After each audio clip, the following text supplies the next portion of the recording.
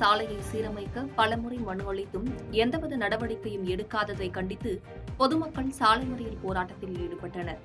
விழுப்புரம் மாவட்டம் செஞ்சி அடுத்த வல்லம் ஊராட்சி ஒன்றியத்திற்குட்பட்ட சொரத்தூர் கிராமத்தில் சேதமடைந்த சாலையை சீரமைக்க பலமுறை மனு அளித்தும் அதிகாரிகள் எந்தவித நடவடிக்கையும் எடுக்கவில்லை என கூறி 100க்கும் மேற்பட்ட பொதுமக்கள் செஞ்சி ரெட்டனை சாலையில் சாலை மறியல் போராட்டத்தில் ஈடுபட்டனர்.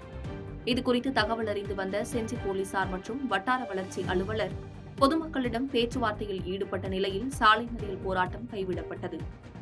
இதனால் அப்பகுதியில் சுமார் 1 மணி நேரம் போக்குவரத்து பாதிக்கப்பட்டது.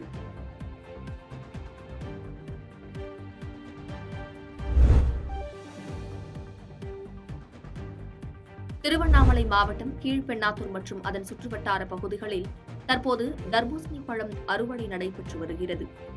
தற்போது கோடை வெயிலின் தாக்கம் அதிகமாக உள்ள நிலையில் தர்பூசணி வியாபாரமும் அதிகரித்துள்ளது. இந்த நிலையில் வியாபாரிகள் விவசாயிகள் தங்கள் சொந்த நிலத்தில் விளைவித்த தர்பூசணியை வாங்கி சாலை ஓரங்களில் விற்பனை செய்து வருவதால் தங்களுக்கு கூடுதலாக லாபம் கிடைப்பதாக மகிழ்ச்சியுடன் தெரிவிக்கின்றனர்.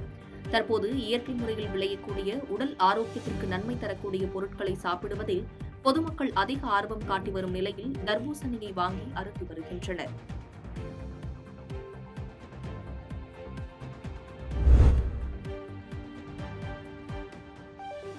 மழை வேண்டியும் விவசாயம் செழிக்கவும் தனியார் பள்ளி மைதானத்தில் 500க்கும் மேற்பட்ட இஸ்லாமியர்கள் சிறப்பு தொழுகையில் ஈடுபட்டனர். தமிழ்நாட்டில் தொடர்ந்து வெப்பத்தின் தாக்கம் அதிகரித்து வரும் நிலையில் மக்கள் கடும் அவதியடைந்து வருகின்றனர்.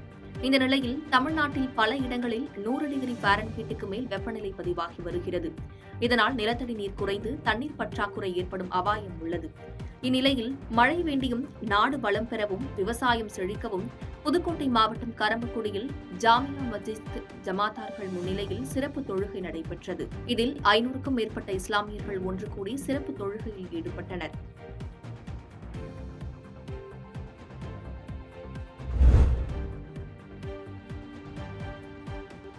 தமிழ்நாடு வணிகர் சங்கங்களின் பேரமைப்பு சார்பில் இன்று 41வது வணிகர் தினம் உரிமை முழக்க மாநாடு மதுரையில் நடைபெற உள்ளது. இதனை முன்னிட்டு செங்கல்பட்டு மாவட்டம் மதுராந்தகம் பகுதியில் அனைத்து கடைகளும் அடைக்கப்பட்டுள்ளது. மேலும் மேல்மருவத்தூர், அச்சரப்பாக்கம், சூனாம்பேடு, சோத்துப்பாக்கம் உள்ளிட்ட அனைத்து பகுதிகளிலும் கடைகள் அடைக்கப்பட்டுள்ளது.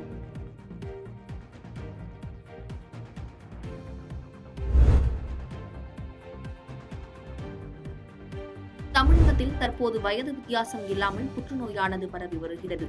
இதுகுறித்து விழிப்புணர்வு குறைந்து வரும் நிலையில் சிறகுகள் தொண்டு நிறுவனம் சார்பில் குழந்தைகளுக்கான புற்றுநோய் விழிப்புணர்வு ஏற்படுத்தும் வகையில் சைக்கிள் பேரணியானது நடைபெற்றது.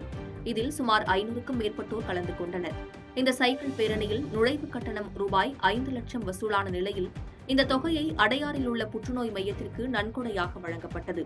குழந்தைகளுக்கான புற்றுநோய் விழிப்புணர்வு சைக்கிள் பேரணியில் வயது வித்தியாசம் இன்றி ஏராளமானோர் ஆர்வமாக கலந்து கொண்டது குறிப்பிடத்தக்கது. பாதகம் செய்பவரை கண்டால் நாம் பயங்கொள்ளலாகாது பாப்பா, மோதி மிதித்து விடு பாப்பா, அவர் முகத்தில் உமிழ்ந்து விடு பாப்பா.